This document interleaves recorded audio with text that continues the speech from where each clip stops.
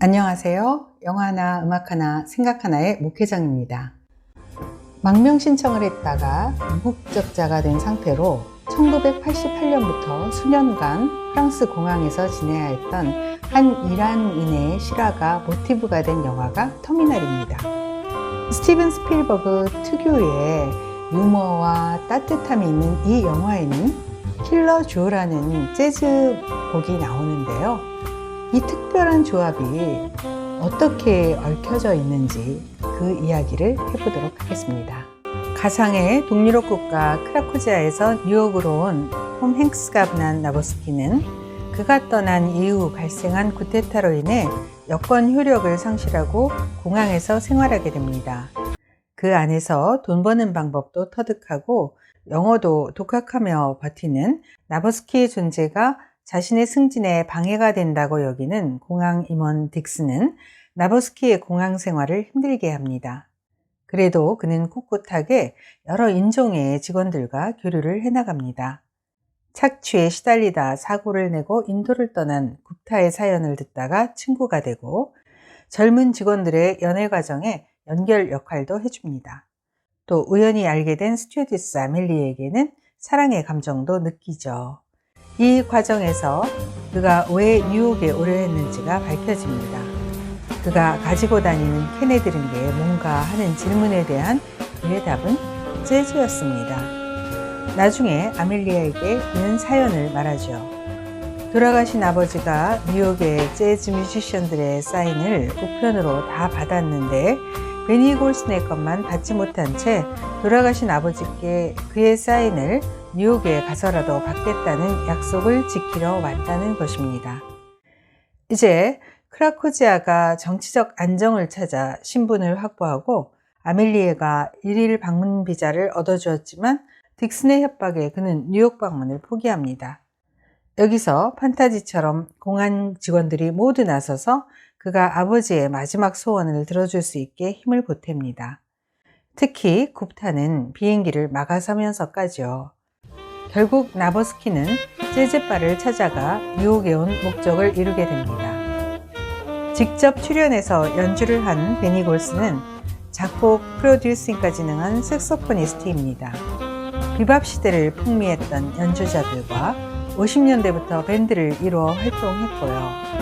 특히 그가 직접 작곡한 영화에 나오는 킬러 조라는 곡은 재즈 스탠다드 반열에 있는 곡입니다. 이 곡을 뒤로하고 나오는 장면에 감동을 만들어낸 이 이야기에는 몇 가지 역사적 배경들이 촘촘히 엮여져 있습니다. 우선 1991년 소련이 붕괴되면서 많은 동유럽 국가들이 정치적 혼란기를 거쳐야 했던 배경이 있었기에 가상의 크라쿠지아라는 국가가 설정될 수 있었고요. 정치적 이유로 망명을 택하는 개인이 늘어가는데 망명은 점점 어려워지는 문제도 영화 모티브가 된 일에 깔려 있습니다. 그런데 제게는 무엇보다 나보스키의 아버지가 동유럽이란 땅에서 어떻게 재즈를 그리 좋아했는가가 특히 흥미로운 지점이었습니다. 이 영화 이전에도 40년대, 50년대를 무대로 한 동유럽 영화들이나 러시아 영화들의 재즈곡, 탱고곡들이 많이 나오는 것을 보고 어떻게 당시 공산권 국가들에서 이런 곡들이 유행할 수 있었나 궁금해서 자료를 찾아본 적이 있었습니다. 클래식 음악들이 주류였던 유럽에 재즈가 알려지면서 재즈풍 클래식 곡들도 등장하고 2차 대전에 유럽의 전장으로 간 미국 병사들을 통해 유럽에 더 널리 재즈가 퍼졌습니다. 루이 암스트롱이나 마일즈 데이비스 같은 뮤지션들의 유럽 활동도 확산의 계기였죠. 그런데 직접 재즈 뮤지션들을 접하기 쉽지 않았던 동유럽의 재즈가 알려진 것에는 그 지역까지 송출되던 미국의 라디오 방송의 재즈 아워라는 프로가 큰 역할을 한 것으로 알려져 있습니다. 재즈가 반체제적 음악이라고 불온시되었던 지역에서 냉전 시대에 서로의 문화를 전파하려는 정치적 의도도 개입된 방송을 통해 재즈가 퍼져나갔다는 것에 역사의 아이러니가 있죠. 어쨌든 재즈가 지구를 반바퀴 돌아 동유럽에서까지 사랑받았던 것은 당시의 큰 흐름이었던 것 같습니다. 사실 영화 속에는 헝가리 신문을 구독했다는 이야기만 힌트로 나올 뿐 나보스키의 아버지가 어떻게 열렬 재즈 팬이 되었는지 드러난 부분은 없지만 이런 역사적 배경으로 추측해 볼 수 있을 뿐이죠.